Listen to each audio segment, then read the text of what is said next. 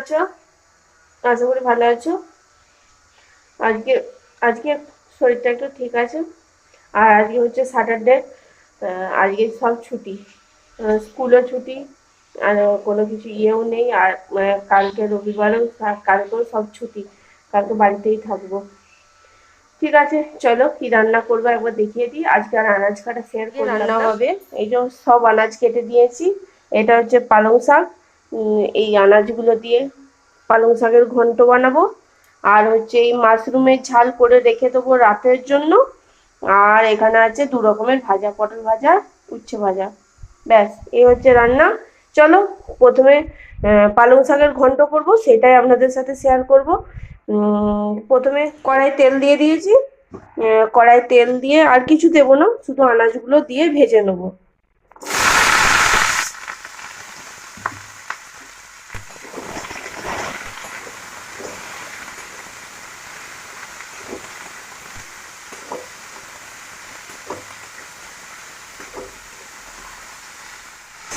আনাজ মোটামুটি একটু ভাজা হয়ে গেছে, এরপরে দিয়ে দেবো মশলা। এখানে এই যে মশলা আমার বাটা আছে,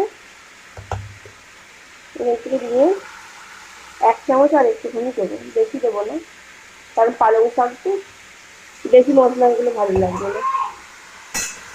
দিয়ে ভালো করে আবার কষিয়ে নেবো। আমি ভাজার সময় সবজিগুলো ভাজার সময় নুন আর একটু হলুদ দিয়ে ভেজেছি।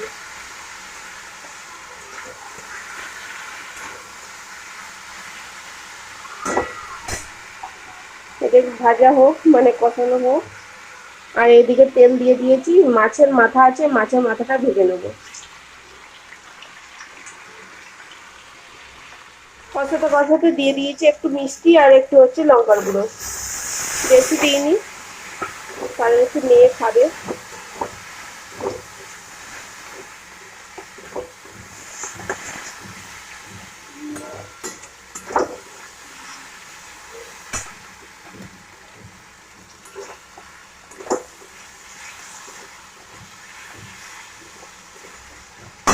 কষানো প্রায় হয়ে গেছে, গায়ে লেগে আসছে। এরপরে দিয়ে দেবো মাছের মাথা।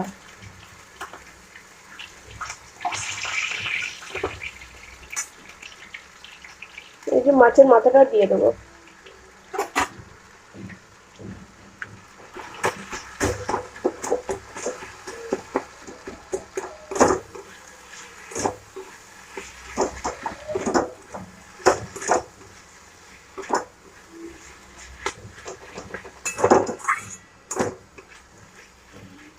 মাছের মাথাটা একটু ইয়ে হয়ে গেলে দিয়ে দেবো হচ্ছে পালং শাক।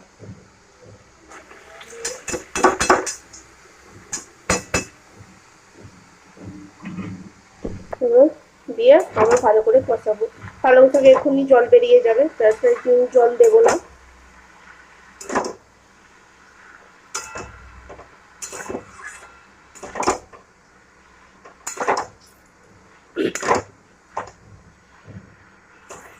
টাকা তো ভুলেই গিয়েছিলাম, প্রায় হয়েই গেছে।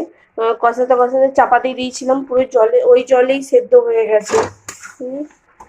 সেদ্ধ প্রায় হয়ে গেছে, আর একটু শুকনো শুকনো হলেই নামিয়ে নেবো, তাহলেই রেডি হয়ে যাবে পালং শাকের ঘন্ট।